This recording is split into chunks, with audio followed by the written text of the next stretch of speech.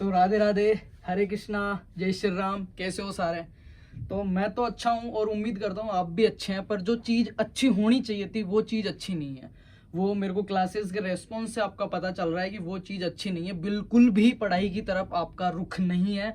और मैं बता दे रहा हूँ, राजस्थान के जो कॉलेजेस है एसकेएन वगैरह, इनके जो पेपर है सेकंड सेमेस्टर के, बहुत जल्द डेट आने वाली है और रिजल्ट का भी जो चल रहा है सीन क्लियर होने वाला है। तो मेरी तुमसे, मेरे भाई और जो बहनें हैं मेरी छोटी, बड़े भी होंगे कुछ ऐसे महानुभव, तो उनसे मेरी हाथ जोड़ के रिक्वेस्ट, यार क्लासेस रेगुलर लो, ठीक है। और क्लासेस भी नहीं लो तो जो नोट्स वगैरह ग्रुप में आ रहे हैं और भी नोट्स हैं, पढ़ाई अपनी जो है वो कंटिन्यूस रखो, क्योंकि पढ़ाई के बिना कभी भी कुछ भी, जो आपके हालात है ना प्रेजेंट में, जो हालात है सही हैं बुरे हैं अच्छे हैं जो भी हैं, इनको अगर और बेटर करना चाहते हो ना तो एक ही रास्ता है, सही एक ही रास्ता, वो है पढ़ना। डेफिनेट आपको पढ़ना ही पड़ेगा, आज नहीं तो कल। तो अभी चीज़ों को क्लियर करो और पढ़ाई पे ध्यान दो। तो आज है अपनी पैथोलॉजी की 5th क्लास। इससे पहले 4 लेक्चर मैंने करवा दिए हैं, जिन्होंने नहीं किया वो कर लेना, क्योंकि टोटल 20 लेक्चर है।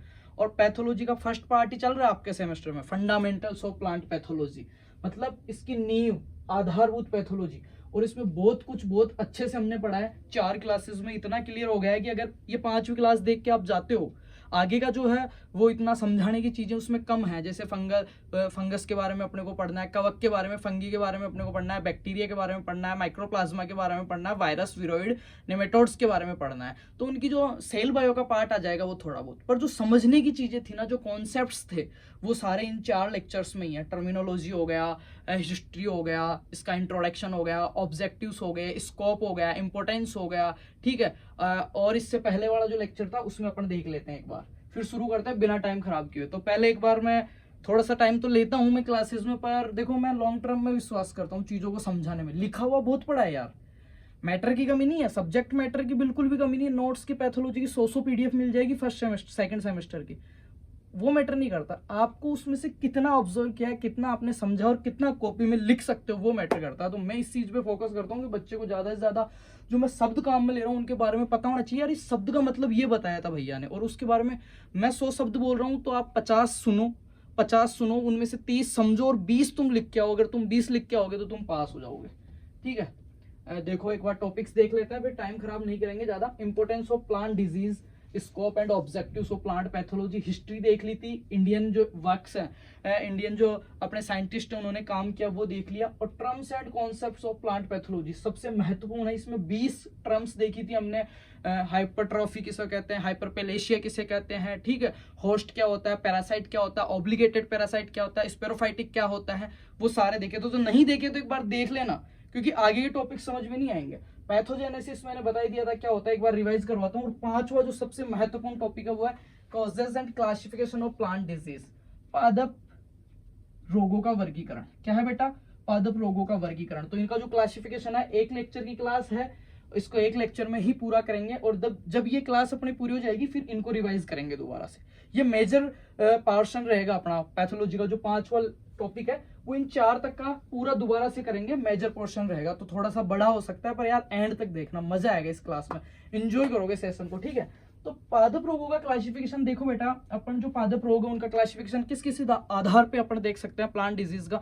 एक तो कि उसको फैलाने वाला कौन है, फैलाने वाले को क्या कहते हैं, मैंने बताया था रोग जो फैलाता है, any agent that cause disease, any agent that cause disease, कोई भी वह कारक जो रोग फैलाता है वह क्या कहलाता है? पैथोजन। क्या कहलाता है बेटा? पैथोजन या रोग कारक। जो मैंने मोटा मोटा ये बताया था कि पैथोजन आर 3 टाइप्स मेनली। कौन कौन सा? बायोटिक मतलब जीवित, एक तो हो सकता है ये पौधा है स्वस्थ, उसको रोग फैलाने वाला। एक तो हो सकता है जीवित आदमी, उसको बोलूंगा बायोटिक। एक हो सकता है एबायोटिक, एबायोटिक मतलब मृत, कोई दूसरा आदमी हो, मृत आदमी हो, ठीक है, किसी की भभूति फेंक दी उससे हो गया, ठीक है, तो वो मृत में आ गया। एक होता है मीजोबायोटिक, ना तो जीवित और ना ही मृत, मतलब भूत, ठीक है। तो 3 प्रकार के मैंने बताए थे पैथोजन, बायोटिक, मीजोबायोटिक और एबायोटिक पैथोजन। पहला चीज तो ये होगा कि रोग का क्लासिफिकेशन, रोग किसके द्वारा फैल रहा है। एक ये हो सकता है कि रोग कितनी मात्रा में फैल रहा है, ठीक है, जैसे एंडेमिक, एपिडेमिक, स्पेरोफाइटिक, ठीक है, पेनाडेमिक। ये चीजें जो शब्द थोड़ा सा और लग रहा है पर अभी समझेंगे, ठीक है। चलो देख ही लेते हैं। 4 क्लासिफिकेशन है रोगों के, ये चारों, ये मेजर क्लास रहेगी आज की बेटा, इस क्लास को हल्के में मत लेना। वो 4 क्लासें देखिए और ये पूरी देखिए ना, ये थोड़ा सा बड़ा हो सकता है लेक्चर, पर आएगा मजा आपको, है ना। अब देख लेते हैं इसको, क्लासिफिकेशन ऑफ प्लांट डिजीज, ठीक है, रोगों का वर्गीकरण। रोगों का मुख्य रूप से निम्न वर्गीकरण है, 3 नहीं निम्न वर्गीकरण है, मतलब ये वर्गीकरण। पहला है, देखो बहुत प्यार प्रेम से देखेंगे बेटा, इनको मैं एक बार हटा देता हूं, अब देखना पहला वर्गीकरण देखना ए पे, बेस्ड ऑन कोजल ऑर्गेनिज्म बोले तो पैथोजन, और पैथोजन बोले तो मैं कह सकता हूं यहाँ पे क्या, रोग कारक, या फिर कह सकता हूं बेटा एनी एजेंट, क्या कह सकता हूं, any agent that cause disease, जो क्या कर रहा है, रोग फैला रहा है, any agent that cause disease उसको कह सकता हूं, या फिर मैं कह सकता हूं इसको क्या, फैक्टर भी तो कह सकता हूं, अरे बेटा फैक्टर भी इसको कह सकता हूं, रोग फैलाने वाला कारक, कारकों के आधार पे ही तो पढ़ रहे हैं, और मैंने बार बार बताया था 3 प्रकार के होते हैं, ठीक है, इतने नाम हो गए इस क्लासिफिकेशन के, based on causal organism, based on pathogens, based on रोग कारक, बेस्ड ऑन फैक्टर, ठीक है। और अब एक चीज मेरे को बताओ, एक दोबारा से चीजें को समझेंगे, ठीक है, मैं थोड़ा सा प्रैक्टिकली समझाता हूं तुम्हें चीजें, ठीक है। ये क्या है, प्लांट है, ये क्या है अपना, हेल्थी प्लांट है, ये क्या है अपना, ये क्या है, ये जो दिख रहा है आपको वो है मेरा पैथोजन। अब ये अभी ये नहीं पता मेरे को ये विषाणु है, जीवाणु है, कवक है, पर मेरे को ये पता है ये मेरा पैथोजन है, और ये क्या है, मेरा प्लांट है। ये पैथोजन आएगा यहाँ पे, किसकी सहायता से आ रहा है, ये बीच में आ गई ये पेंसिल, इसके ऊपर बैठ के ये जीवाणु है सपोज दैट, और इस पे बैठ के यहाँ पे आ गया प्लांट पे, तो ये तो हो गया पैथोजन, ये हो गया क्या अपना प्लांट, और ये क्या हो गया, वेक्टर, वाहक, इसको लाने वाला, ट्रांसमिट जो करता है one place to another place, एक स्थान से दूसरी स्थान पर रोग फैलाने वाले इस आत्मा को ले जाता है, उसको क्या बोलते हैं, वेक्टर या वाहक कहते हैं, ठीक है, वेक्टर या वाहक। अब ये चीज, पहली चीज तो ये क्लियर हो गई। दूसरी चीज अब देखो, ये क्या है, एक जीवित ऑर्गेनिज्म अगर है, ये क्या बायोटिक अगर है तो इस पे आएगा, और इस पे आके क्या करेगा, इसको फेवरेबल एनवायरमेंट मिलेगा, ये यहाँ पे आया, इसको ये इतनी जगह चाहिए थी, ये यहाँ पे इसमें घुस गया, बैठ गया, क्यों बैठा, क्योंकि इसके नाप का था, इसके साइज का था, इसका मतलब फेवरेबल एनवायरमेंट उसको मिल गया, फेवरेबल एनवायरमेंट मिल गया, ये यहाँ पे आते इसको टच किया, इसका मतलब इन्फेक्शन हो गया, क्या हुआ, इन्फेक्शन हो गया, टच होने के बाद इसमें कुछ यहाँ से टूटा या कुछ हुआ, मतलब कुछ लक्षण प्रकट हुए, उनको बोलूंगा मैं साइन या सिम्टम्स, लक्षण या चिन्ह बोलूंगा, क्लियर। ये चीजें मैं एक बार याद करवा रहा हूँ समझाने के लिए।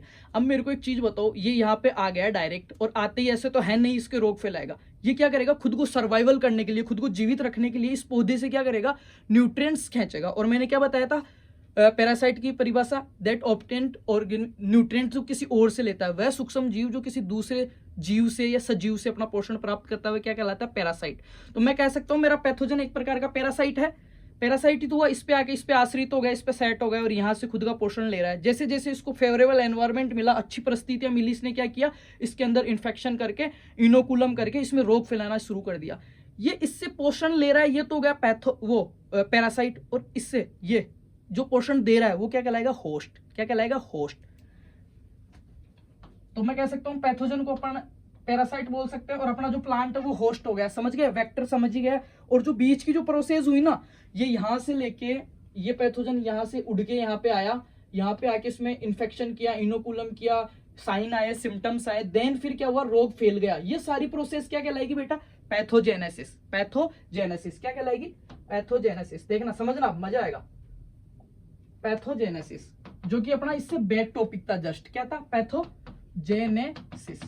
अब ये थ्योरी है ना, ये डेफिनेशन है, खूब किताबों में लिखी पड़ी है, आपको भी खूब नोट्स मिलेंगे, पर मेरे को भी खूब मिले थे, पर जब तक शब्द क्लियर नहीं हो ना तब तक मजा नहीं आता है ना।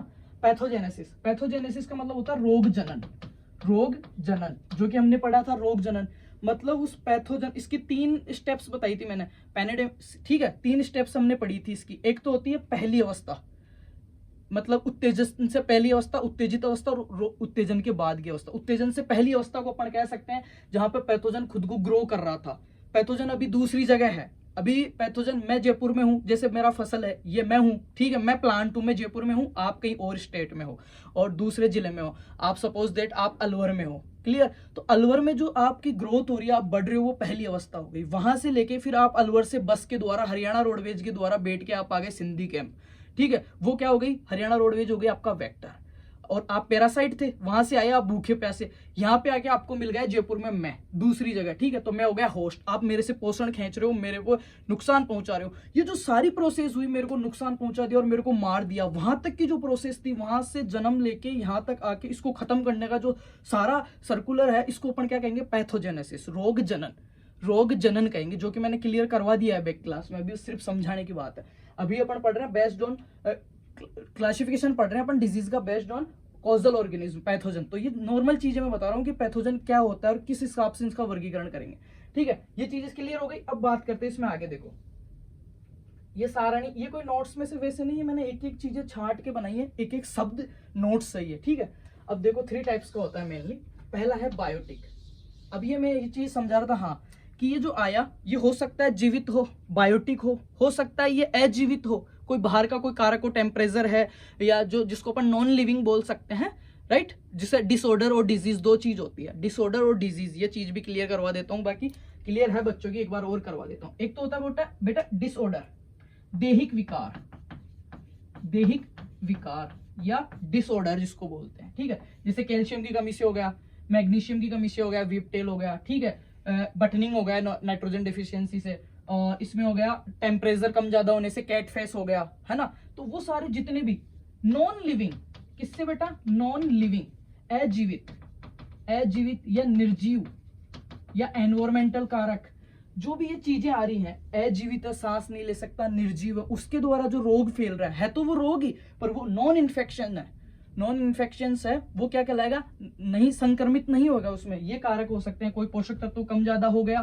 तापमान कम ज्यादा हो गया, ह्यूमिडिटी कम ज्यादा हो गई, तो उससे फैलता है, उसको बोलते हैं डिसऑर्डर या दैहिक विकार। और रोग किसको बोलेंगे, रोग किसको बोलेंगे अपन, जो इन्फेक्शन करता है, संक्रमण करता है, लिविंग ऑर्गेनिज्म से फैलता है, ठीक है। लिविंग का मतलब जीवित से, जीवित से फैलता है, विषाणु द्वारा, जीवाणु द्वारा, कवक द्वारा, इनके माइक्रोप्लाज्म, इनके द्वारा फैल रहा है, वो कहलाएगा डिजीज। और डिजीज में क्या होगा, इन्फेक्शन, एक लॉन्ग प्रोसेस होगी, मेटाबॉलिक क्रियाओं को उसको प्रभावित करेगा, वो कहलाएगा डिजीज। और दैहिक विकार, 2 चीज हो गई। अब ये भी इसलिए समझा है क्योंकि ये दोनों किससे हो रही है, पैथोजन तो इनमें भी है, पैथोजन का क्लासिफिकेशन ही तो पढ़ रहे हैं, ठीक है। अब देखो पहला हो गया बायोटिक, बायोटिक मतलब जीवित। दूसरा हो गया एबायोटिक, मतलब नॉन इन्फेक्शियस, नॉन इन्फेक्शियस मतलब मृतक, या फिर मैं कह सकता हूं निर्जीव, या कह सकता हूं असंक्रमण, कोई संक्रमण नहीं फैलाएगा। तीसरा हो गया मीजोबायोटिक, मीजोबायोटिक का मतलब ना तो जीवित ना मर, जैसे वायरस है, वायरस को क्या बोलते हैं, सजीव और निर्जीव के बीच की योजक कड़ी बोलते हैं बेटा वायरस को। तो वायरस ना तो सजीव में आता है ना निर्जीव में आता है। जैसे प्लांट और एनिमल किंगडम की योजक कड़ी किसको बोलते हैं, आप मेरे को कमेंट में बताना। प्लांट और एनिमल, जंतु जगत और प्राणी जगत, तो हो गए। प्राणी में मैं आ गया, ठीक है। प्राणी जगत में कौन आता है, एक तो होता है एनिमल किंगडम, ठीक है, एक होता है प्लांटेरा। 2 चीज होती है ना, पौधा और जी अपन मनुष्य, इनके बीच की योजक कड़ी कौन सी है, वो मेरे को आप बताना। अब मैं आपको बताता हूँ, एक होता है सजीव, एक होता है निर्जीव। इन दोनों को बीच में जोड़ने वाला है वायरस। कभी कभी सजीवों के लक्षण प्रकट करता है, कभी कभी निर्जीवों के बीच की योजक कड़ी कहते हैं, तो उसको बोलेंगे मीजोबायोटिक। बेटा क्या बोलते हैं, मीजोबायोटिक। अब देखो आगे, ज्यादा लोड नहीं लेना, बिल्कुल प्यार प्रेम से क्लासिफिकेशन पढ़ाऊंगा और पूरे रिवाइज करेंगे इस लेक्चर में। बड़ा होगा पर मजा आएगा, एंड में देखना, है ना। डिजीज क्लासिफिकेशन का पहला क्लासिफिकेशन पढ़ रहे हैं, किसके बेसिस पे, बेस्ड ऑन कॉजल ऑर्गेनिज्म या पैथोजन या फैक्टर, राइट। पहला हो गया बायोटिक, जो जीवित होते हैं, फंगल या कवक से होने वाले रोग। कवक क्या जीवित में आएगा बेटा, कवक से होने वाले रोग, एग्जाम्पल रस्ट ऑफ व्हीट। रोली रोग सुना है, रोली, गेहूं का रोली रोग, पीली रोली, भूरी रोली और काली रोली, सुना है ना। पक्षी या सुहारा होता है, नहीं सुना। उसके बाद में आता है बैक्टीरियल डिजीज, जीवाणु से होने वाले रोग। ये किसमें आ रहे हैं, सजीव में आ रहे हैं। देखो बिल्कुल आसानी से पढ़ रहे हैं। बैक्टीरियल, जैसे सिट्रस कैंकर, जेंथोमोनास, जीवाणु है ना जेंथोमोनास, उससे होता है। फिर देखो प्रोटोजोआ से होने वाले रोग, प्रोटोजोआ भी इसी में आएगा, जैसे necrosis of coffee, phloem necrosis of coffee, phloem necrosis of coffee. Necrosis क्या होता है, देखो नेक्रोसिस, उत्तक्षय। नेक्रोसिस क्या होता है, यहाँ पे नाम आ गया तो मैं समझा देता हूँ। कोई भी एक कोशिका या कोई भी एक प्लांट है या कोई टिश्यू है, उसका एक स्पेशल जगह, लोकेटेड टिश्यू की जो डेथ हो जाती है या खत्म हो जाता है एक निश्चित जगह। मेरा पूरा शरीर है, यहाँ पे आपको एक निशान बना हुआ दिख रहा है काला काला, लोकेटेड हो गया, स्पेशली जगह हो गई ना, हाथ दाहिने हाथ के इधर कोहनी के ऊपर, तो वो क्या है, यहाँ से पूरे उत्तक खत्म हो गए, काला काला चिन्ह बन गए यहाँ पे, तो उसको मैं क्या कहूंगा, नेक्रोसिस, ठीक है, उत्तक्षय जिसको अपन बोलते हैं। तो ये क्या है, फ्लोएम नेक्रोसिस ऑफ कॉफी किससे होता है, प्रोटोजोआ द्वारा होता है और बायोटिक में आ रहा है। उसके बाद में देखो एल्गी, शैवाल से होने वाले रोग, रेड रस्ट ऑफ टी, चाय का लाल सड़न जो रोग देखा रेड रस्ट ऑफ टी, वो किससे होता है, एल्गी, शैवाल से, ठीक है। फिर आता है निमेटोड द्वारा होने वाले, सूत्रकृमि द्वारा, रूट नोट, सब्जियों के अंदर जो रूट नोट रोग होता है वो सारे निमेटोड के द्वारा होते हैं। किसके द्वारा होते हैं? निमेटोड के द्वारा होते हैं। फिर देखना आगे, little leaf of brinjal. Little leaf of brinjal, brinjal क्या मतलब होता है? सोलेनम, सोलेनम, अरे बैंगन, मेलोंजेना, ठीक है, मोलिक्यूल्स या माइक्रोप्लाज्मा के द्वारा होता है। आगे देखते हैं अपन, एक आता है पैरासाइट फ्लावरिंग प्लांट्स, ये भी जीवित में आएगा। आपने देखा रिंजगे के अंदर अमरबेल पीली पीली, जो उस रिंजगे को पूरा कवर कर लेती है, उसका गला घोट देती है, उससे पोषण लेती है, उसमें रोग भी फैला देती है। तो वो क्या है? जीवित ही है ना। जीवित है तो किस में आ गया बेटा? बायोटिक में आ गया ना। तो बायोटिक के अपन ने ये 5 एग्जाम्पल देख लिए। दोबारा देखना, बायोटिक डिजीज में पहला तो कवक से होने वाले, एक एग्जांपल बता रहा हूं यहाँ पे, और आगे अपन पढ़ेंगे। जैसे जैसे डिजीज पढ़ाऊंगा ना मैं, कवक वाले जितने भी रोग पढ़ाऊंगा आपको अपने आप याद हो जाएंगे, वहां ट्रिक के द्वारा पढ़ाऊंगा। जैसे 7वां टॉपिक अपना कवक का है, तो कवक के जितने भी रोग पढ़ेंगे ना, मैं ट्रिक से बताऊंगा कि ये बेटा 7 रोग है, इनको इस तरीके से ट्रिक से याद करते हैं, ये इनके कवकों के नाम, और ये सारे कवक से फैलते हैं। अब आपको पता है कि कवक किस में आ रहा है? बायोटिक में। क्वेश्चन सीधा आता है पीजी में, एमएससी के, डब्ल्यू के अंदर भी डायरेक्ट क्वेश्चन आता है, रस्ट ऑफ व्हीट है बायोटिक, एबायोटिक, ऐसे। पहला तो ये आ सकता है। दूसरा आ सकता है रस्ट ऑफ व्हीट होता है फंगल, बैक्टीरियल और एल्गी। वहां पे अच्छे अच्छे के वो हो जाते हैं, क्योंकि उनके कॉन्सेप्ट क्लियर नहीं होते। पन्ने तो खूब पलटे होते हैं उन्हें दम दम, पर पन्ने पलटने से नहीं होगा काम। अब स्मार्ट वर्क करना पड़ेगा आपको, चीजें कम पढ़ो पर क्लियर पढ़ो, क्लियर कट, ठीक है। तो जहां पे अपन कवक पढ़ेंगे उसमें आपको सारे रोग में ट्रिक से, बिल्कुल शानदार ट्रिक, भूलोगे नहीं जिंदगी में, ठीक है। फिर आता है बैक्टीरिया वाले बायोटिक में, जैसे सिट्रस कैंकर, जेंथोमोनास वगैरह हो गया। फिर आ गया प्रोटोजोनल, एल्गी और निमेटोड और मोलिक्यूल्स और पैरासाइट द्वारा, कस्कुटा, अमरबेल, डोडर, ये सारे। एक क्लासिफिकेशन हो गया बेटा कंप्लीट। इसको हटा दूं मैं, ये सारे सजीव इसलिए बायोटिक में आ गए। अब चलते हैं बेटा एबायोटिक, आ जाओ। दूसरा क्लासिफिकेशन है एबायोटिक। और क्या, किन की बात कर रहे हैं एबायोटिक की? जो रोग फैलाने वाले एबायोटिक पैथोजेंस हैं उनके। नॉन इन्फेक्शंस, इसमें देखो पहला आ गया न्यूट्रिएंट डिफिशियंसी से होने वाले, पोषक तत्वों की कमी से। धान में खेरा रोग हो गया जिंक की कमी से। फूल गोभी में वीपटेल हो गया मोलिबिडेनम की कमी से। क्या बेटा? ये जिंक और मोलिबिडेनम क्या सजीव है? क्या निर्जीव है? इन्फेक्शन कर रहे हैं क्या? नॉन इन्फेक्शन है, नॉन इन्फेक्शन है, नॉन लिविंग है, ठीक है। आगे देखो एक्सट्रीम टेम्परेचर, सन स्कॉल्ड हो गया हाई टेम्परेचर के द्वारा, कम टेम्परेचर के द्वारा कैट फेस हो गया टमाटर का, ठीक है, कम ज्यादा तापमान, अनियंत्रित तापमान, अवायुमंडलीय दशाएं जो है उनके द्वारा, अनफेवरेबल क्लाइमेट मिलने की वजह से जो होते हैं वो किस में आएंगे? एबायोटिक या नॉन इन्फेक्शियस। या अब मैं कह सकता हूं इनमें दैहिक विकार कह दूं बेटा, इनको मैं क्या कह दूं? दैहिक विकार, क्योंकि जो डिसऑर्डर था उसकी डेफिनेशन भी यही थी, नॉन लिविंग से होगा और किससे होगा? नॉन इन्फेक्शन से होगा, तो इसको मैं दैहिक विकार कह सकता हूं। क्लियर? अब आगे चलते बेटा, लास्ट मीजोबाइटिक। अब मीजोबाइटिक में देखना, मीजो मैंने बताया था क्या? सजीव और निर्जीव के बीच से योजक कड़ी। क्लियर? तो वायरस से होने वाले, विषाणु से होने वाले रोग, जैसे टीएमबी, टोबैगो मोज़ेक वायरस हो गया, ठीक है। विरोइड से होने वाले, पिरियंस से द्वारा होने वाले, ये 3 ही रोग है। और इसमें बहुत कम रोग आएंगे, जो मैं आपको जब वायरस के बारे में पढ़ेंगे ना, इसकी कैसी संरचना होती है, क्या क्या इसमें पाया जाता है, कौन कौन से मुख्य रोग इससे फैलाए जाते हैं, सबकी ट्रिकें बनाई हुई है। पर इस क्लास में क्या बेसिक्स क्लियर कर रहे हैं अपन। जब वायरस का अलग से टॉपिक दिया हुआ 8वां टॉपिक, उसमें पढ़ेंगे, एक एक चीज का क्लियर करवाऊंगा।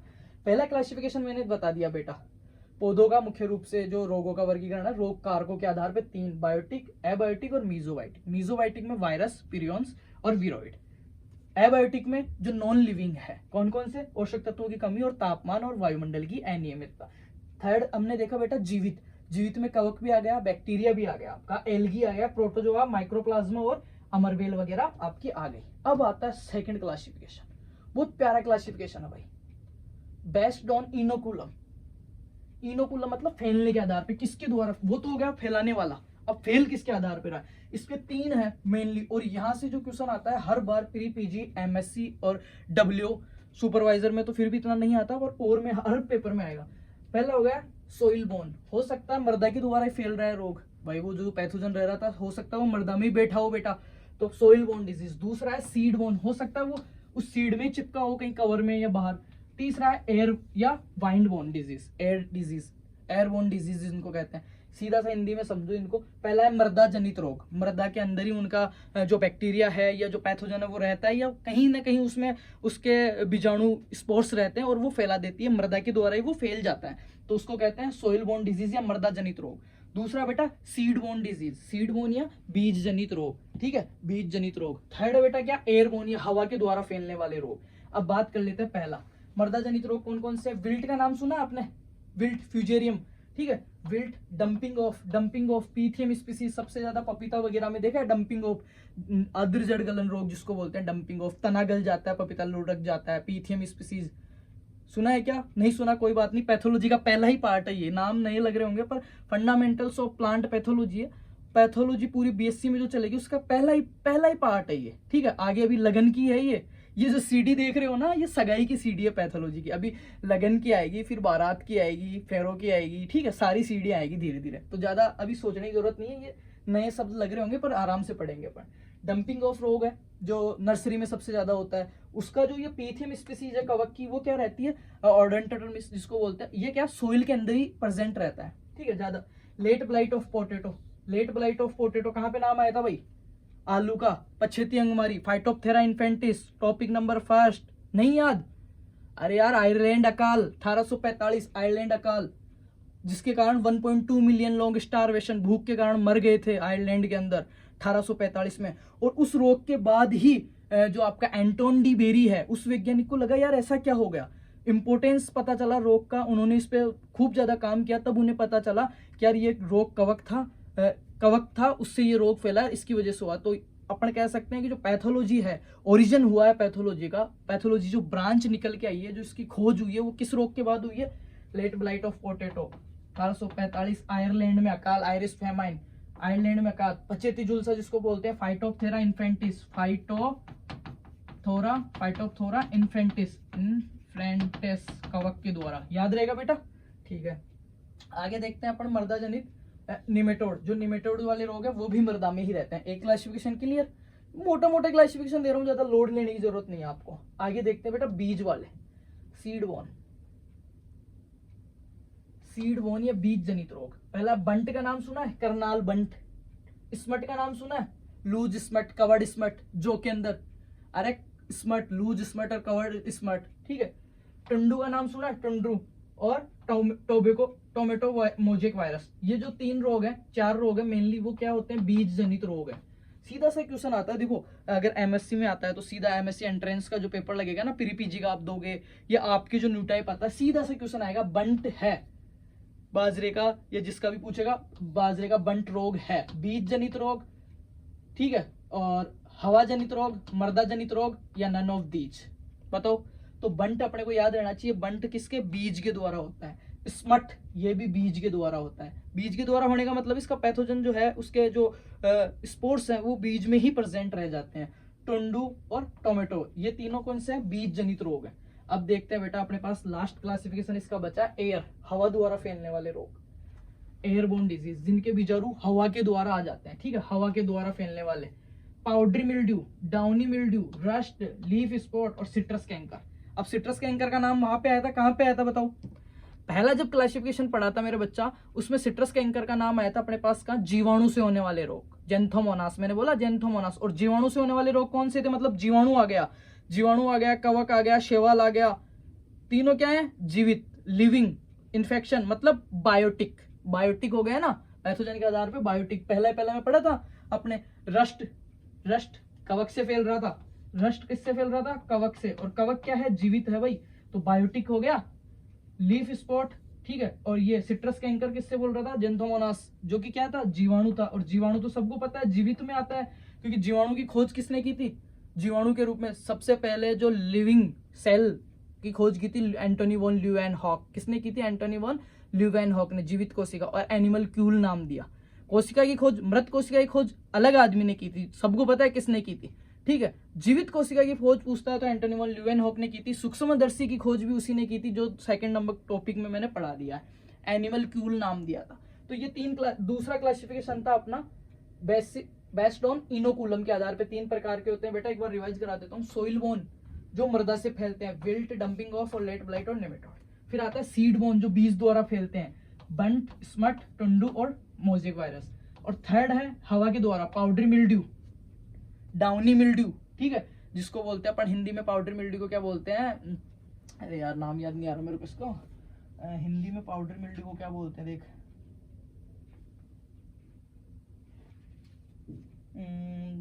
पाउडरी मिल्ड्यू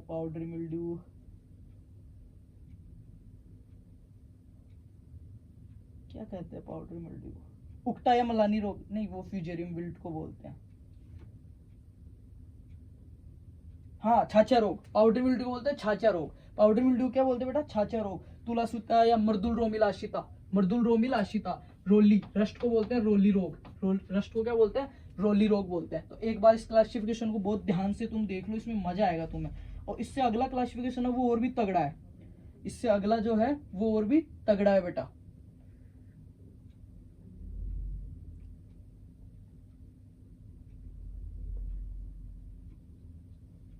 इससे तीसरा है स्थान के आधार पे, देख लेते हैं वो भी। तीसरा ये आ गया, बेस्ड ऑन एक्यूरेंस, एक्यूरेंस फैलने या प्रभाव की स्थिति के आधार पे। अब इसको समझना सबसे महत्वपूर्ण यही है। ये 4 टाइप का होता है। पहला होता है एंडेमिक। एंडेमिक को अपन हिंदी में बात करें तो स्थानिक।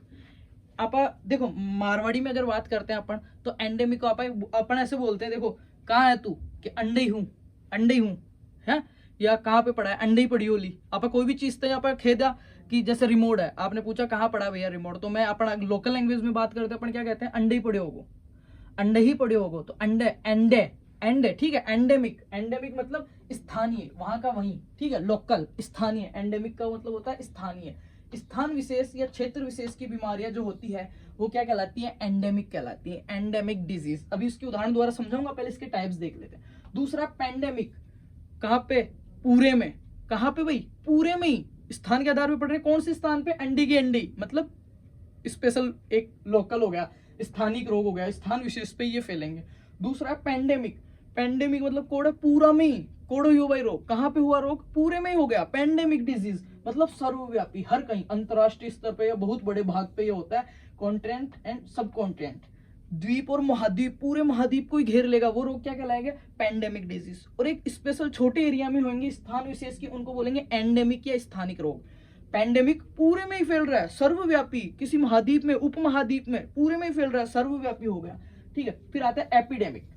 एपिडेमिक महामारी रोग, एपिडेमिक महामारी रोग। फिर आता है स्पेरोजुट या कदाचित या छुटपुट रोग। ये जो कभी कभी हो जाते हैं, इरेगुलर होते हैं, इनरेगुलर होते हैं, इनमें ऐसा कोई नहीं कि फैलेगा ही, कभी कभी कभी किसी भी समय पे हो जाते हैं, कोई फिक्स नहीं है। जैसे fusarium wilt of cotton, fusarium wilt of cotton, ये रोग कहीं पे भी, कॉटन का खेत है वहां पे हो सकता है, ऐसा नहीं हर साल होएगा, कभी कभार हो जाता है, किसी भी स्थान पे हो सकता है। उनको क्या बोलते हैं? स्पेरोडिक डिजीज या स्पेरोटिक डिजीज या कदाचित या छुटपुट रोग उनको अपन कहते हैं। इसको तो यहीं पे हटा देते हैं, छुटपुट, इसका तो कोई महत्व नहीं इतना। छुटपुट रोग है, क्या कहते हैं बेटा इसको?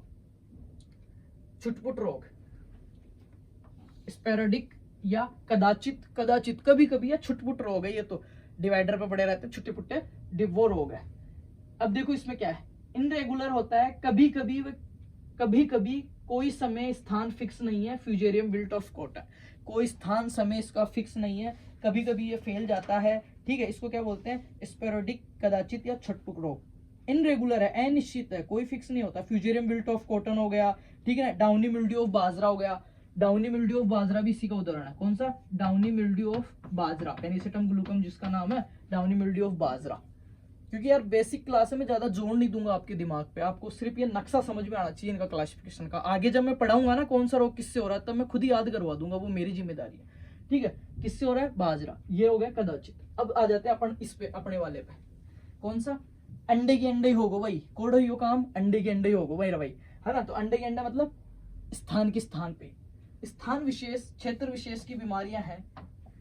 Restricted geographical area, restricted geographical area एक विशेष जियोग्राफिकल एरिया में होती है, जैसे कि वार्ड डिजीज ऑफ पोटैटो।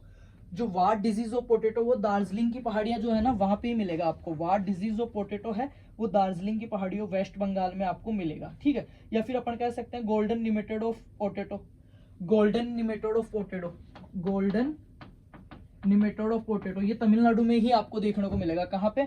जो तमिलनाडु की नीलगिरी की पहाड़ियां है ना, नीलगिरी, नीलगिरी की जो पहाड़ियां हैं तमिलनाडु, गोल्डन जो है निमेटोड रोग वो आपको वहां देखने को मिलेगा। या हो सकता है वाट डिजीज ऑफ पोटैटो, पोटैटो का जो वाट डिजीज है वो आपको दार्जिलिंग की पहाड़ियों में देखने को मिलेगा। मतलब वो एक स्थान विशेष हो गया, रेस्ट्रिकल जियोग्राफिकल एरिया हो गया, स्थान विशेष की बीमारी हो गई है, वहां के वहीं होगी, इधर नहीं होगी। उसको क्या बोलेंगे? एंडेमिक। इतनी हानिकारक नहीं है, एक छोटे स्थान पे हो रही है, विशेष स्थान पे हो रही है, पूरे विश्वव्यापी में नहीं तो इतनी हानिकारक नहीं, इसको बोलेंगे एंडेमिक डिजीज। 2 मैंने इसके उदाहरण बता दिए, काफी है। दूसरा देखते हैं पेंडेमिक। पूरा का पूरा में ही फेल गो भाई, पूरे महाद्वीप में, कॉन्स्टिटेंट सब कॉन्स्टिटेंट, ठीक है। ये देखो कॉन्टिनेंट और सब कॉन्टिनेंट, द्वीप और महाद्वीप में। Late blight of potato, Ireland में काल, late blight of potato, Ireland में काल 1845, पचेती जुलता, लेट ब्लाइट, फचेती, late blight, late blight, late मतलब पीछे, पीछे रह गया, लेट हो गया, फचेती जुलसा, अगेती, अल्टरनेरिया, ठीक है।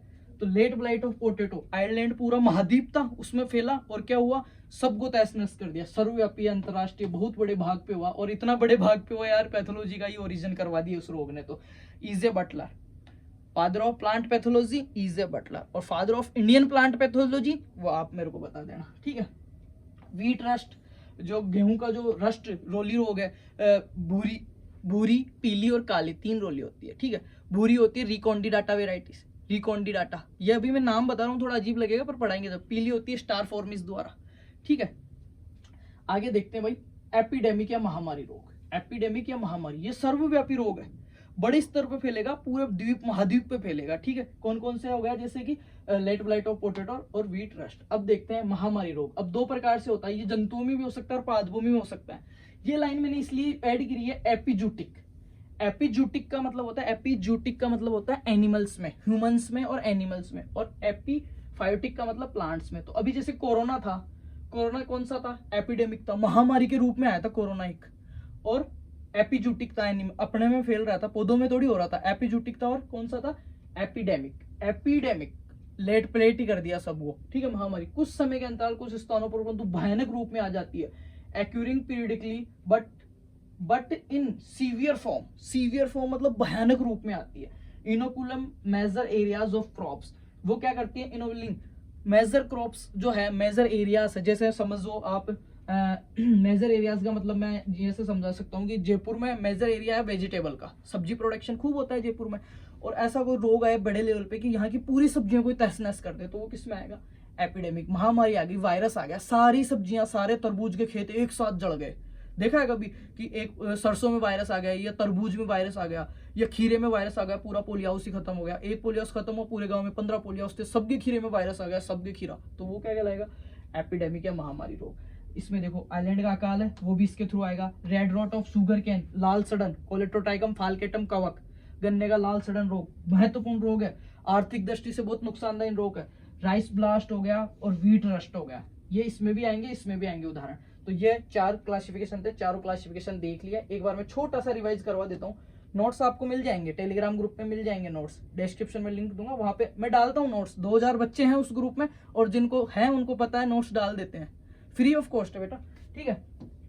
अब एक बार इनका स्क्रीनशॉट की कोई जरूरत नहीं है, मैं नोट्स भेज दूंगा आपको, ठीक है। एक बार मैं कैमरा चेक कर लेता हूँ, बैटरी ऑफ ना हो जाए, चल रहा है कैमरा, नो प्रॉब्लम, है ना। ये हो गए 3 क्लासिफिकेशन पढ़े मैंने, बेस्ड ऑन एक्यूरेंस, फैलने के आधार पे। एंडेमिक मतलब अंडे की अंडे, स्थानिक रोग होते हैं। रेस्ट्रिक्टेड जियोग्राफिकल एरियाज में, वाट डिजीज ऑफ पोटैटो, दार्जिलिंग की पहाड़ियां में। Golden nematode of potato, Nilgiri की पहाड़ियां, तमिलनाडु। फिर आया पैंडेमिक, पूरे के पूरे में सर्वव्यापी, अंतरराष्ट्रीय स्तर पर बहुत बड़े भाग पे, द्वीप और महाद्वीप, कॉन्टिनेंट और सब कॉन्टिनेंट में फैल जाते हैं। लेट ब्लाइट ऑफ पोटैटो और वाट डिजीज। फिर आया एपिडेमिक, महामारी के रूप में आते हैं, जब भी आते हैं महामारी के रूप में आते हैं, धांसू, सीवियर फॉर्म में आते हैं। सबसे मोस्ट जो लाइन है ना इसकी, वो ये सीवियर फॉर्म में आते हैं, occurring periodically but in A severe form. Severe form का मतलब होता है धांसू तरीके से आते हैं तब, ठीक है। आइलैंड में अकाल वगैरह हो गया। फिर एक आया कदाचित या छुटपुट स्पोरेटिक रोग, जो कभी कभी आते हैं, इरेगुलर होते हैं और इतना हानिकारक नहीं है। इसके पहले क्लासिफिकेशन पढ़ा था बेस्ड ऑन इनोकुलम, फैलने के आधार पे। मृदा के द्वारा फैलने वाले सॉइल बोन डिजीज कहलाएंगे। सीड बोन जो बीज के द्वारा, बीज में ही उनमें रहता है। एयर बोन हवा के द्वारा।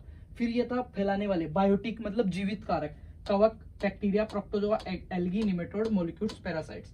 एबायोटिक में आएगा न्यूट्रिएंट डिफिशियंसी, पोषक तत्व की कमी, अपन कह सकते हैं डिसऑर्डर, दैहिक विकार, खेरा रोग, ये आ गए। मीजोबाइटिक में आएगा वायरस और विरोइड और पीरियन से होने वाले रोग।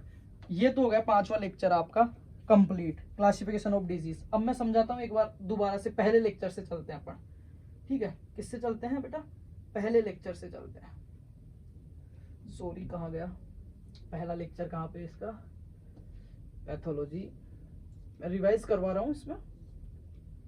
पैथो टॉपिक 3rd, पैथो का टॉपिक 3rd तो मिल गया मेरे को, पैथो 1st। अब देखो जल्दी जल्दी से रिवाइज कराऊंगा, क्योंकि इन 5 टॉपिक के बाद में आगे जो चीजें हैं ना, वो थोड़ी अलग लेवल की चीजें हैं, तो अभी जो समझ में आएगी ना वो यहीं से आएगी। ये लो भाई, plant pathology first, importance and objective and scope of plant pathology, ठीक है। ये लो, इसमें तो कुछ नहीं आया है, अच्छा मैंने वो वैसे ही पढ़ाया था, मैं समझा देता हूँ जल्दी जल्दी से इसको। ये अपना टॉपिक है, लो समझ लो,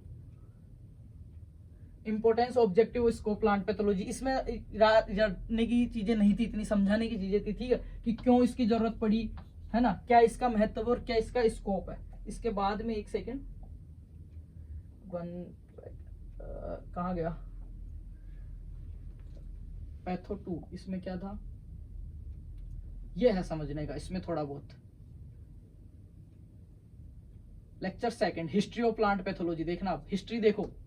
आयरलैंड में अकाल पड़ा 1845 due to late blight of potato, Phytophthora infestans कवक के कारण होता है। Due to this disease 1.2 million people due to starvation, 1.2 million लोग भूख के कारण मर गए थे। ड्यू टू दिस इंसिडेंस, इस घटना के बाद branch of plant pathology originated. इस घटना के बाद, ये क्वेश्चन आया हुआ है बहुत बार, कौन सी घटना के बाद, कौन से अकाल के बाद पैथोलॉजी का वो हुआ जन्म, तो वो हुआ था due to late blight of potato, Phytophthora infestans कवक था उसके कारण हुआ था। और किसके द्वारा, एंटोन डी बेरी के द्वारा किया गया, फादर एंटोन डी बेरी। और एंटोन डी बेरी को फादर किसको, देख बाप किसको कहते हैं, जो सबसे पहले काम कर देता है, अपना बाप अपने से पहले काम कर दिया उसको कहते हैं, ठीक है। तो ये जो एंटोन डी बेरी है, इसने इस जो कवक पे बहुत ज्यादा काम किया था, सबसे पहले रिसर्च किया था, इसलिए एंटोन डी बेरी को वर्ल्ड पैथोलॉजी का जनक कहते हैं। बात करें भारत की तो बेटा भारत में है ईजे बटलर। कौन है, ईजे बटलर। आगे देखो, कॉफी लीफ रस्ट 1875 में होता है, एपिडेमिक के रूप में होता है। अब देखो एपिडेमिक क्या था, कहा था महामारी, ठीक है, शिलोंग श्रीलंका। आगे देखते हैं, हेलमिलिया वेस्टिगोला, हेमेलिया वेस्टिगोला इसका वो था कोजल ऑर्गेनिज्म, फंगी था, जिसका पक्षीय गण था। इसके बाद में हुआ introduce in India from Sri Lanka, Sri Lanka से आया था। कौन सा रोग, ये कॉफी लीफ रस्ट रोग है, श्रीलंका से आया था, कवक के द्वारा होता है, भारत के अंदर आया था, ठीक है। इसके बाद में आया downy mildew of grapes in France 1878 के अंदर, डाउनी मिल्ड्यू मर्दुल रोमिलाशिता किसके अंदर, ग्रेप्स के अंदर, प्लाज्मोस्पोरा वर्टिकोला के। और इसके थ्रू क्या हुआ था 1885 में, सबसे महत्वपूर्ण 1885 में प्रोफेसर पीएमए मिल्लाडेट ने बोर्डेक्स मिश्रण का वो किया था, आविष्कार किया था। उसके बाद में देखो भाई, बंगाल में अकाल, मैंने बताया था बंगाल 3 अक्षर आ रहे हैं, मतलब 43, बंगाल है 1943। और आयरलैंड 5 अक्षर हो गए, मतलब 1845, भूलना मत इनको, ठीक है। बंगाल में अकाल 1943, किसके कारण, due to brown leaf spot of rice, धान का भूरी पत्ती धब्बा रोग, जो किसके द्वारा होता है, हेलमिंथोस्पोरम ओराइजी। 2 मिलियन लोग भूख से मर गए थे, हेलमिंथोस्पोरम ओराइजी द्वारा फैलता है। उसके बाद में 5वां रोग देखा था हमने, एस वैक्समैन ने क्या किया था, स्ट्रेप्टोमाइसिन को खोजा था। स्ट्रेप्टोमाइसिन क्या है, जीवाणु रोगों के लिए एंटीबायोटिक्स थी। अगर बात करें पहला एंटीबायोटिक, तो वो कौन सा था, पेनिसिलिन नोटेटम कवक से अलेक्जेंडर फ्लेमिंग ने खोजा था। पर यहाँ पे अपन बात करते हैं स्ट्रेप्टोमाइसिन की, तो स्ट्रेप्टोमाइसिन एस वैक्समैन या सेलमैन वैक्समैन था, उन्होंने खोजा था। और देखो 1966 में स्मेलिंग एंड कुल्का ने क्या खोजा था, पहला कवकनाशी कार्बोक्सिन। अगर पर्सन आता है पहला कवकनाशी फंजीसाइड जो कौन सा था, कार्बोक्सिन था, जिसका ट्रेड नेम क्या है, वीटावैक्स। किसने खोजा था, स्मेलिंग एंड कुल्का ने। महत्वपूर्ण क्वेश्चन है। उसके बाद में इंपोर्टेंट साइंटिस्ट हमने देखे थे, एंटोन वॉन ल्यूवेनहॉक, जो मैंने बताया, डिस्कवर्ड फर्स्ट लिविंग सेल, पहली जीवित कोशिका की खोज की जीवाणु के रूप में। बैक्टीरिया को देखा और उस टाइम क्या नाम दिया, एनिमल क्यूल नाम दिया था। फर्स्ट टाइम कोशिका, जो मर्द कोशिका खोज की थी, वो की थी रॉबर्ट हुक ने, बोतल के जो डेड कॉर्क में की थी रॉबर्ट हुक ने। और जीवित कोशिका खोज की थी एंटोनी वॉन ल्यूवेनहॉक, बैक्टीरिया के रूप में, एनिमल क्यूल उसको नाम दिया था बेटा। ही डिस्कवर्ड फर्स्ट माइक्रोस्कोप, सूक्ष्मदर्शी की खोज भी इसने की थी। फादर ऑफ माइक्रोबायोलॉजी भी एंटोनी वॉन ल्यूवेनहॉक को बोलते हैं। फिर आता है Anton de Bary, father of plant pathology in world, father of modern experimental plant pathology, father of modern mycology, father of detail study of late blight of potato 1845। Clear. Ireland अकाल, Phytophthora infestans, due to late blight of potato. Discovered heterostyly nature in black stem rust और wheat के अंदर इसने। और terms कौन कौन सी, biotroph, facultative parasite और फैकल्टेटिव स्पेरोफाइट, जो कि मैं अभी जस्ट बताऊंगा क्या होते हैं, ये टर्म भी इसी ने दी थी। फिर आया P A Micheli, father of mycology in the world, Nova Plantarum Genera इनकी बुक थी। फिर आया Robert Hartig, father of plant forest pathology. फिर आया H M Ward, tropical plant pathology. फिर आया केरोलस लिनियस, महत्वपूर्ण है भाई, द्वि नामकरण पद्धति जो थी, बायोनॉमिकल नोमेनक्लेचर, वो इन्होंने दिया। सिस्टेमा नेचर इनकी बुक थी। टैक्सोनॉमी, वर्गीकरण का जनक भी इनको कहते हैं, ठीक है। स्पीसीज प्लांटेरियम इनकी किताब आई। उसके बाद में आया टिलेट। टिलेट ने क्या किया, पब्लिश पेपर ऑन बंट। बंट किससे हो रहा था, सीड बोन, किससे था बेटा, सीड बोन, ठीक है। बंट के ऊपर इन्होंने कवर लिखा। बंट किससे होता है, टिलेसिया टिट्रिसाई, टिलेसिया टिट्रिसाई कवक से होता है, ठीक है। फिर प्रीवोस्ट आया जिसने कॉपर सल्फेट के बारे में बताया, ठीक है। उसके बाद में ब्रीफेल्ड आया जिसने क्या बताया, father of pure culture technique, शुद्ध संवर्धन जो तकनीक है उसके बारे में। फिर रॉबर्ट कोच है, और ये कुछ टीजे बुरिल है। टीजे बुरिल ने ये रोग पूछा हुआ है, डब्ल्यू में आया हुआ ये question, T J Burrill 1882 discovered first bacterial disease, plant disease, ठीक है। किसमें, नाशपाती का दर्द अंगमारी रोग। ये हो गया। अब देखते हैं लेक्चर थर्ड, जो कि सबसे महत्वपूर्ण लेक्चर रहा था। थर्ड और फोर्थ भी दोबारा से रिवाइज कराऊंगा मैं इसी क्लास में। पैथोलॉजी टॉपिक थर्ड, ये है मजेदार टॉपिक। क्या नाम है बेटा इसका, टर्म्स एंड कॉन्सेप्ट्स। क्या नाम है, terms and concepts in plant pathology. देख लेते हैं जल्दी जल्दी से रिवाइज एक बार, क्योंकि 5 तक फिर क्लियर हो जाएगा ना, फिर मजा आएगा आगे। अब देखो समझाया हुआ बहुत है, एक बार मैं बस रिवाइज करवा रहा हूं। अब देखो जल्दी जल्दी, टर्मिनोलॉजी। डिजीज किसे कहते हैं, डिजीज, DISEAC, डिजीज मतलब रोग या व्याधि, रोग या व्याधि। देखो, abnormal condition due to biotic and abiotic factor. पौधे के अंदर किसी भी असामान्य ऐसी प्रोसेस हो गई, असामान्य प्रक्रिया जो किसके द्वारा होती है, बायोटिक या एबायोटिक कारकों के द्वारा होती है। बायोटिक और एबायोटिक कौन हो गए, पैथोजन हो गए यहाँ पे। अब हिंदी में देखो, रोग एक ऐसा हानिकारक प्रक्रम है। रोग क्या है, हार्मफुल है। ऐसा तो है नहीं रोग लग गया है तो उसकी डेफिशिएंसी, प्रोडक्शन, प्रोडक्टिविटी बढ़ जाएगी, नहीं। रोग लगेगा तो चाहे इंसान हो चाहे पादप हो, क्या होएगा, उसमें नुकसान ही होएगा। रोग एक हानिकारक प्रक्रम है जो लगातार होने वाली उत्तेजना, कॉन्सिनेंस, जो पैथोजन है लगातार उस पर अंगुली किया जाता है, लगातार अंगुली किया जाता है। और ये जो पैथोजन है इसकी जो अंगुली करने की क्षमता उसको बोलते हैं पैथोजेनेसिटी, रोग जनकता, उसकी रोग फैलाने की। पैथोजेनेसिटी किसे कहते हैं, एबिलिटी ऑफ पैथोजन, किसकी, कॉज डिजीज, एबिलिटी और कैपेसिटी, एबिलिटी और कैपेसिटी, योग्यता और क्षमता। क्या, एक पैथोजन की रोग फैलाने की योग्यता और क्षमता को क्या बोलते हैं, रोग जनकता या पैथोजेनेसिटी। क्लियर बेटा। और पैथोजन, ठीक है। रोग एक हानिकारक प्रक्रम जो लगातार होने वाली उत्तेजना के कारण होता है, जिसके अंतर्गत पादप पर हानिकारक व पीड़ादायक लक्षण प्रकट होते हैं। हानिकारक व पीड़ादायक लक्षण प्रकट होते हैं, वो पौधे का जो उत्पादन है वो घट जाता है। और डिजीज क्या है, देखो पौधे की सामान्य जैविक क्रियाओं में असामान्य आती है, माल फंक्शनिंग प्रोसेस है, जैसे प्रकाश संश्लेषण हो गया, और जो सारी चीजें वो कहीं ना कहीं इफेक्ट होएगी ना, उन मेटाबॉलिक जो क्रियाएं वो रोग लगेगा। तो आप पाचन, सर दुखने लग गया, सपोज डेट आपका छोटा सा आपके रोग हो गया फीवर, तो आपको खाना नहीं भाएगा, पाचन ठीक से नहीं होएगा, दिमाग सही नहीं रहेगा, शरीर में दर्द होएगा, ये सारे क्या सिम्टम्स हैं और एबनॉर्मलिटीज हो गई आपकी बॉडी के अंदर। क्लियर। आगे देखते हैं बेटा, दूसरा disorder, disease causes bye non infectious और एबायोटिक एजेंट्स, नॉन लिविंग। बेटा मैंने ऐसे कैसे बता दिया, कोई दिक्कत ही नहीं है। आ गया पैथोजन।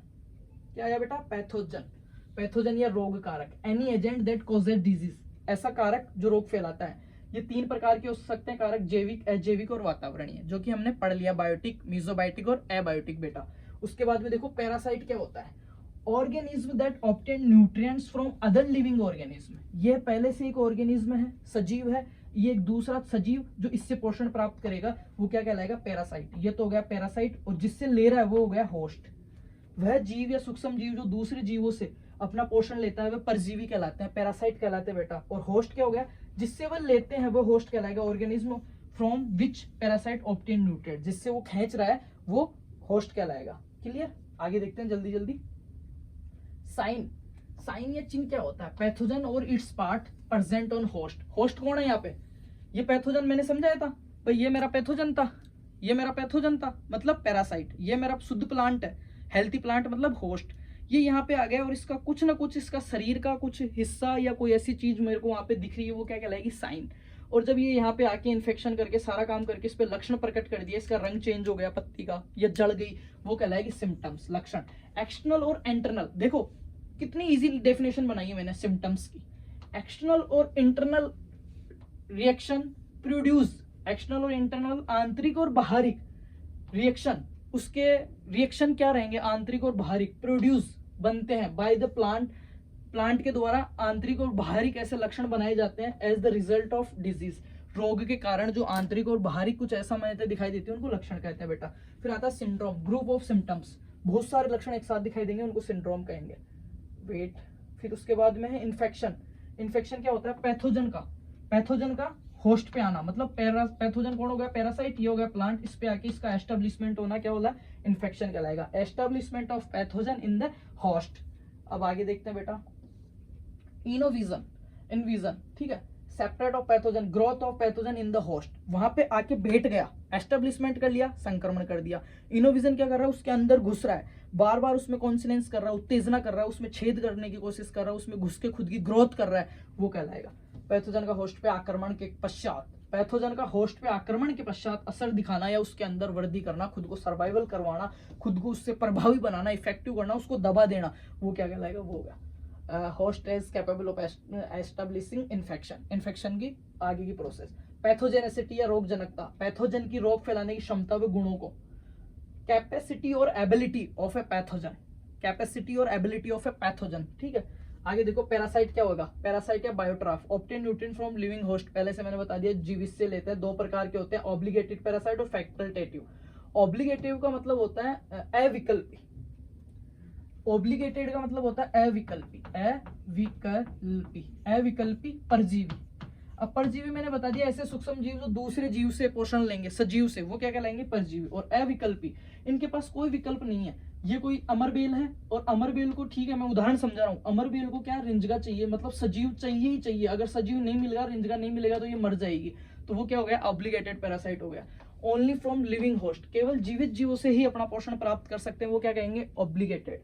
एक होता है फैकल्टेटिव का मतलब होता है विकल्पी, इनके पास विकल्प होता है। अगर उनको सजीव नहीं मिला, जैसे शेर है, शेर आपका है, शेर को अगर सजीव नहीं मिलता है, मांस नहीं मिलता है, तो शेर कभी भी घास नहीं खाएगा, भूखा मर जाएगा। तो शेर क्या है? यहाँ पे ऑब्लिगेटेड है, ठीक है, ऑब्लिगेटेड पैरासाइट है।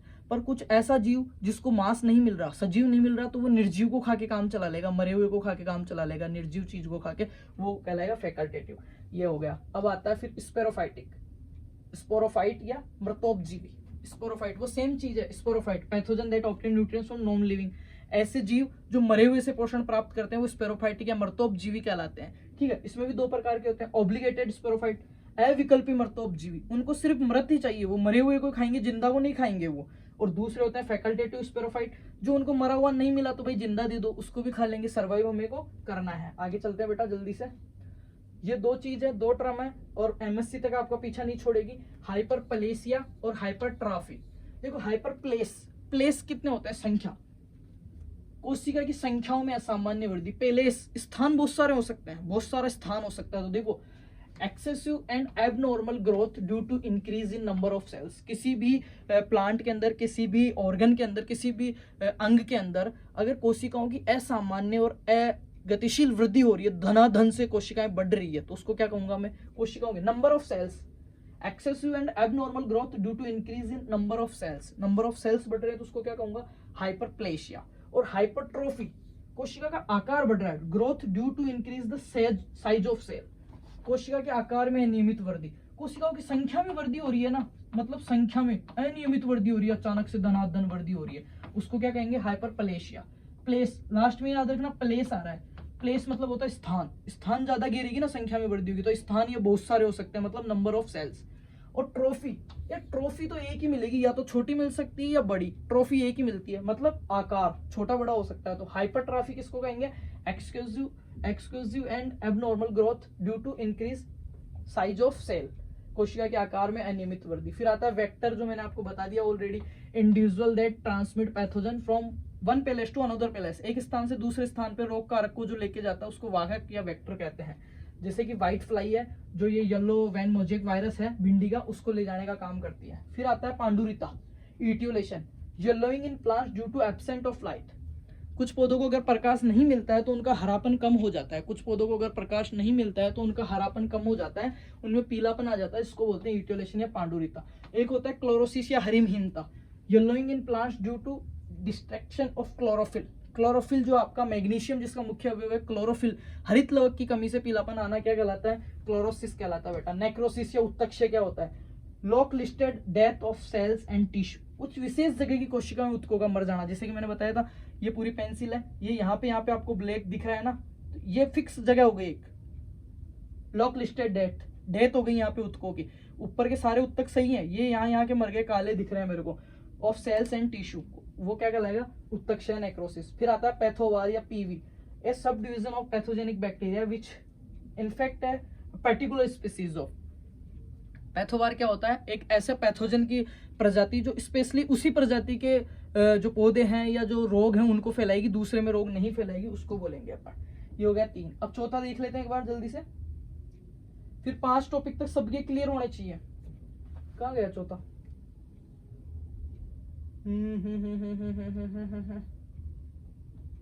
कितनी पीडीएफ पड़ी है इनका, समझ में नहीं आया क्या क्या करना है। हाँ, चौथा इसमें मिलेगा, इसमें मिलेगा चौथा, patho fifth, patho fourth, pathogenesis. बेटा अब मैंने इतनी चीजें करवाई है ना यार, इनका रिटर्न मेरे को पैसे नहीं चाहिए तुमसे, पैसे नहीं चाहिए। इतनी मेहनत कर रहा हूँ ना, 1 घंटा होने वाला है, रिकॉर्डेड क्लास है, आपके सामने हूँ, कैमरे से इधर उधर नहीं हुआ, पानी भी नहीं है और कंटिन्यू बोल रहा हूँ। इतना सा सपोर्ट तो कर ही सकते हो ना, एक छोटा सा लाइक कमेंट कर देना प्यारा सा, और इस क्लास को जितने ज्यादा बच्चे हैं आपके प्लेलिस्ट को उतने ज्यादा ग्रुप्स में शेयर कर देना। अगला देखे नहीं देखे उनकी मर्जी, आप पढ़ो नहीं पढ़ो आपकी मर्जी, मैं मेरा कर्म किया जा रहा हूँ, आप अपना कर्म करना, देखना, पढ़ना, समझना, नोट्स बनाना, नोट्स भेजूंगा मैं, और ये नोट्स सिर्फ आपके लिए बनाए, मेरे काम के नहीं है। मैं जो पढ़ता हूँ वो आपके समझ में आएगा ही नहीं एमएससी का, ठीक है, ये सिर्फ आपके लिए। और इस तरीके से बनाए यार मैंने कि आपके फंडामेंटल्स क्लियर हो, आपके चीजें क्लियर हो। और बार बार एक शब्द को, पैथोजन को, मैं छोटे बच्चे हो गया, आप 6ठी क्लास की तरह पैथोजन होस्ट पैरासाइट किया जा रहा हूँ, बायोटिक मायोबाइट क्यों किया जा रहा हूँ, यहाँ छप जाए आपके, यहाँ छप जाए आपके, आगे आपको दिक्कत नहीं आए। जब पीजी की तैयारी करो ना, वहाँ पे बच्चों की हवाई नहीं लगती, आपको सारी चीजें बेसिक क्लियर होना। मैं क्या कह रहा हूँ, मैं खुद पढ़ता नहीं हूँ, बहुत कम पढ़ता हूँ, फिर भी मेरे बेसिक्स क्लियर है। मैं कोई भी पेपर दे के आता हूँ, मैं अराउंड 55 से 60-65% में उसमें कवर कर लेता हूँ, बिना पढ़ूँ थोड़ा बहुत तो और हो जाता है, ठीक है। तो बेसिक का बहुत फर्क पड़ता है यार। और जो भाषा है ना, मैं ज्यादा से ज्यादा ऐसी लोकल लैंग्वेज या इजी लैंग्वेज, देखो भाषा कोई भी चीज है, ये तो चलो पढ़ाई है, ये नहीं, मैं कुछ और भी बात कर रहा हूँ। मैं कह रहा हूँ कि मैं आपको बहुत प्यार करता हूँ, क्लियर। अब ये चीज मैं आपको कह रहा हूँ, आपको समझने के लिए सबसे महत्वपूर्ण चीज क्या है, भाषा। चाहे इजी लाइन थी, बहुत इजी लाइन थी कि मैं जयपुर का हूँ, अब इसी को मैं कुछ, हाँ मैं जयपुर का ऐसे कहूँगा, कैसे समझ में आएगा, भाषा सही नहीं है, उच्चारण सही नहीं है। तो भाषा क्या है, किसी भी चीज को समझने के लिए सबसे मुख्य अवयव होती है, मुख्य घटक होती है, पहले फंडामेंटल चीज होती है लैंग्वेज। हिंदी इंग्लिश बाद में आएगा, पहले मैं कोई चीज कह रहा हूँ यार, मैं इतनी देर से यहाँ पे बोल रहा हूँ, ठीक है, तो बोल रहा हूँ, तो पहला मोटिव क्या है कि मैं बोल रहा हूँ तो कोई सुन रहा है, और सुन क्यों रहा है, वो समझने के लिए, मैं क्या कह रहा हूँ उसके समझ में आना चाहिए। तो हिंदी इंग्लिश वो बाद में मैटर करेगा, मैं मेरी भाषा में आपको ज्यादा से ज्यादा ये कोशिश करता हूँ कि आपको चीजें समझ में आए, हैवी नहीं हो। और जब समझ में आने लगेगी चीजें, और जब उसमें इंटरेस्ट पैदा होने लगेगा ना, तब आप आराम से भाषा को चेंज कर सकते हो, हिंदी को इंग्लिश में ले जा सकते हो। पर आपको उसमें इंटरेस्ट ही नहीं आ रहा, पहले दिन में इंग्लिश में आके आया नहीं, एजेंट कर रहा हूँ, बर्न दे रहा हूँ आपको, लोड दे रहा हूँ, तो आप उस चीज से डरने लगोगे, कतराने लगोगे, फोबिया बन जाएगा, इंटरेस्ट नहीं आएगा। एक बार किसी चीज में रुचि हो गई, थोड़ा उसका बेसिक समझ में आ गया, फिर अपन कन्वर्ट कर सकते हैं उसको, है ना। चलो कोई बात नहीं, ये देख लेते हैं। हाँ ये फिर से मैंने इस टॉपिक में रिवाइज करवाया था, ये टॉपिक देख लेना। अब ये देख लो पैथोजेनेसिस क्या होता है। पैथोजेनेसिस, पैथोलॉजी देखो, PATHOLOGY, पैथोलॉजी 3 वर्ड से मिलकर बना था, पैथोस, पैथोन, पैथोन और लोगस, पैथोस, पैथोन और लोगस। पहला का नाम था क्या, प्लांट, दूसरा व्याधि, और तीसरा अध्ययन। पादप, उसमें लगने वाला रोग, रोग से होने वाली हानियां, उनका मैनेजमेंट, और इन सारी चीज का क्या कहते हैं, पैथोलॉजी कहते हैं। पैथोलॉजी में क्या करते हैं, एक स्वस्थ पादप जिसमें रोग फैल रहा है, तो रोग फैलने वाले कारक जो है पैथोजेंस है ना। और पैथोजन रोग फैलाने की जो विधि है, जिसको बोलते हैं ईटियोलॉजी, ईटियोलॉजी क्या बोलते हैं, ईटियोलॉजी। ये स्वस्थ पादप है, ये पैथोजन है, ये यहाँ पे आया, किस प्रकार से इसमें रोग फैलाया और क्या क्या हानि हुई, किस तरीके से मैं मैनेजमेंट कर सकता हूँ, ये सारी प्रोसेस है, उसको पैथोलॉजी में पढ़ते हैं। जिसको अपन कह सकते हैं कि पैथोलॉजी में क्या क्या पढ़ते हैं, प्लांट पैथोजन के बारे में, उसकी ईटियोलॉजी के बारे में, उसके हार्मफुल, उसके जो नुकसान है उनके बारे में, और उसका मैनेजमेंट या कंट्रोल, ये 4 चीज पढ़ते हैं प्लांट पैथोलॉजी में। 4 चीज पढ़ते हैं। प्लांट पैथोजन के बारे में, भाई बायोटिकता आया, बायोटिकता कैसे आया, कहाँ से आया, किसके माध्यम से आया, किसके द्वारा फैल रहा है, ये सारी चीज।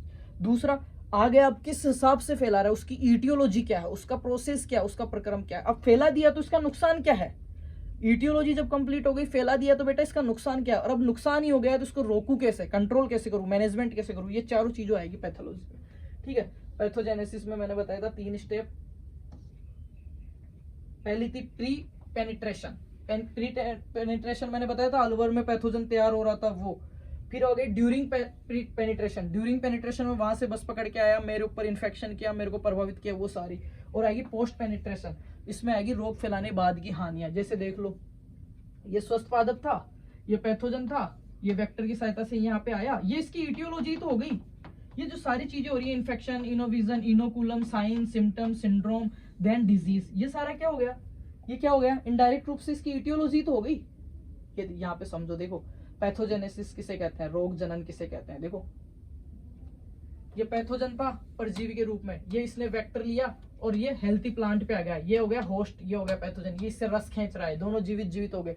फिर इसने इस पे आक्रमण किया, इन्फेक्शन किया, फिर खुद की वृद्धि विकास किया, अनुकूल दशाएं मिलते ही फिर किया, पौधे ने इसका विरोध किया, तो इसने पैथोजेनेसिटी, एबिलिटी और capacity of pathogen due to disease, रोग फैलाने की क्षमता से इसको हरा दिया। फिर पैथोजेनेसिटी इसके हाई थी, फिर इस पे साइन ही है, फिर सिम्टम हुआ, फिर पादप रोगग्रस्त हो गया। ये क्या कहलाया, रोग जनन। क्या कहलाया, रोग जनन। और पैथोलॉजी में पढ़ते क्या है, प्लांट पैथोजन।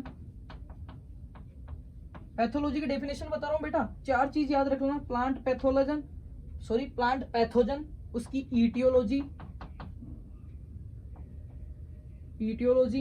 और उसका हार्मफुल उसके नुकसान और उसका कंट्रोल और मैनेजमेंट। ये जो 4 चीजें, इसी में कंप्लीट पैथोलॉजी आपकी। और ये आज हमारे 5 लेक्चर कंप्लीट होते हैं। उम्मीद करता हूँ 5 लेक्चरों में मैं जितना कोशिश किया हूँ उतना आपके समझ में आया होगा, इजी भाषा में, कि आपको लोड नहीं लगे इन चीजों का। और अब छठा जो लेक्चर वो मैं दिखा देता हूँ कौन सा है। ये देखो, पैथोजन के द्वारा किसी स्वस्थ पादप में, होस्ट प्लांट में डिजीज करने की प्रोसेस पैथोजेनेसिटी कहलाती है। ये डिजीज ट्रायंगल भी मैंने बताया था कि कोई रोग फैलेगा तो उसके लिए 3 कारक होते हैं। पहला पौधा, ठीक है, होस्ट प्लांट हो गया, दूसरा रोग फैलाने वाला, और तीसरा एनवायरमेंट, और जो बीच का जिसमें तीनों कॉमन आ रहे हैं उसको कहते हैं रोग जनकता। क्लियर? या ये डिजीज ट्रायंगल जिसको कहते हैं अपन, डिजीज ट्रायंगल के 3 मेन पार्ट होते हैं, एनवायरमेंटल, होस्ट और पैथोजन, राइट। ये लो, अब मैं एक बार आपको बताता हूँ अगला लेक्चर कौन सा रहेगा। 5 टॉपिक पूरे करवा दिए मैंने। अब मैं क्रॉप फीजियो शुरू करूंगा, पर जब शुरू करूंगा इस वीडियो पे बहुत ज्यादा वो रहेगा।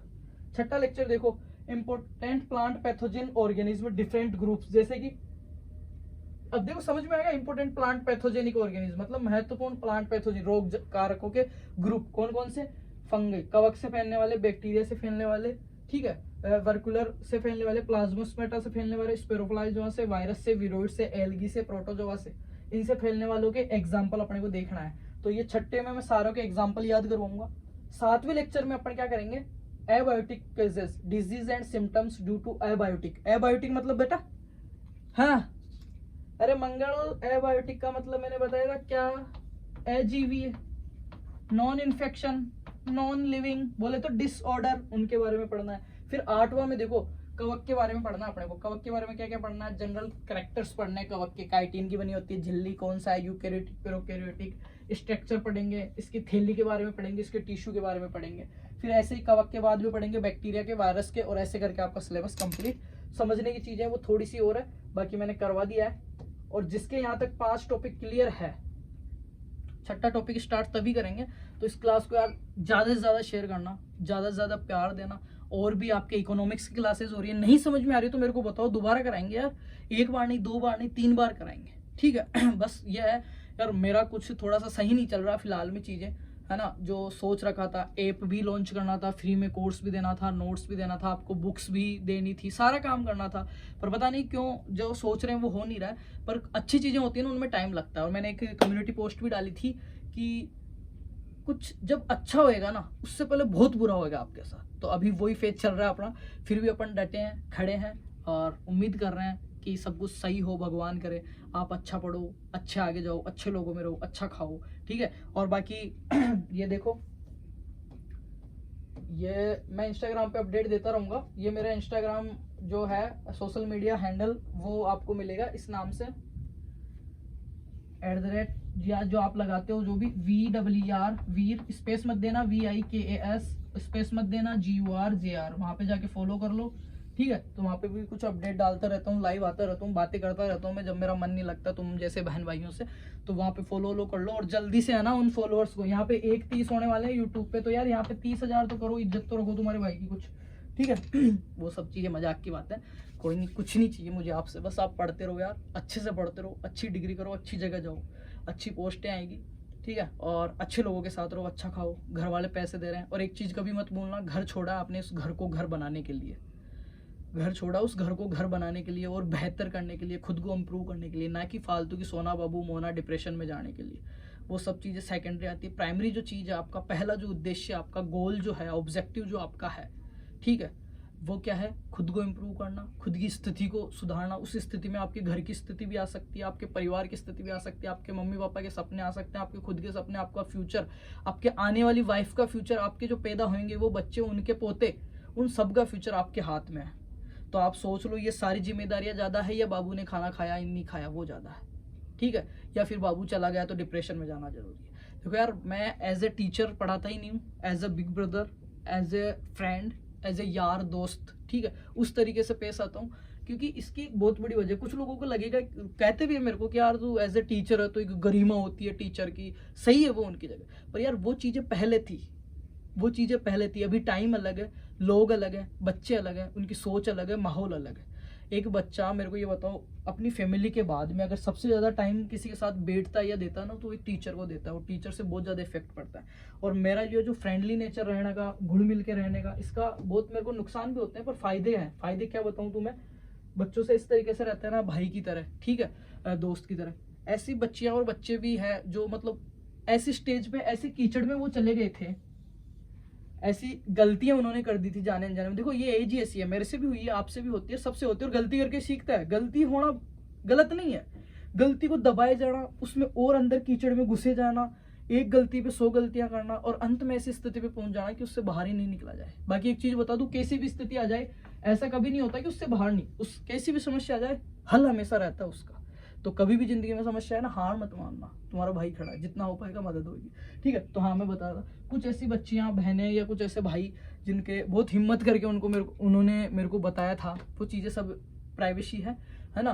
पर मेरे को अच्छा लगा कि यार इस चीज़ का ये फ़ायदा हुआ कि इनके साथ घुल मिल के रहने के कारण उनकी कुछ ऐसी एबनॉर्मल एक्टिविटीज़ हो गई थी उनसे, या ऐसी कुछ गलतियां हो गई थी, ऐसी कुछ भूलें हो गई थी कि वो ना तो अपने मम्मी पापा को बता सकते थे, ना बड़े भाई को, ना किसी दोस्त को, क्योंकि वो भी कुछ नहीं कर सकते थे, मजे लेते। तो उन्होंने पता नहीं जाने अनजाने में गलती से कैसे हिम्मत करके हमें बताई। और हमारा जो, मतलब मैं बड़ा ही नहीं कर रहा, पर ठीक है, सभी से अच्छा भाईचारा है, सारे यार दोस्त हैं, सब लगभग सक्सेस लोग हैं। तो कोई किसी डिपार्टमेंट में, कुछ किस डिपार्टमेंट में, कोई क्राइम ब्रांच में, कोई पुलिस में है, कोई SI है, कोई कहाँ पे है, कोई किस में लगा हुआ है, कोई न्यूज वाले में है, कोई कहाँ में। तो कैसे भी करके उनके 4-5 के सोल किए, वो आदमी मतलब उस स्टेज पे थे कि बस उनको फंदा दिख रहा था, पर वो एक नई शुरुआत की उन्होंने, और आज वो अच्छा कर रहे हैं, डिग्री होने वाली है उन बच्चों की। तो यार मेरे को खुशी भी होती है। तो मैं उस गरिमा को थोड़ी देर साइड में रखता हूँ, और एक टीचर की नहीं, एक भाई की तरह रहता हूँ, कि पढ़ने के साथ साथ, क्योंकि टीचर का बहुत ज़्यादा इफेक्ट पड़ता है बच्चे के ऊपर, है ना। तो मेरे को तो नहीं मिले थे ऐसे इतने घुलने मिलने वाले टीचर, मेरे को तो वही जूत मारने वाले मिले थे, और वो टाइम भी वही था। आजकल के बच्चों को जूत मार दो आप, आपको उल्टा मार देंगे।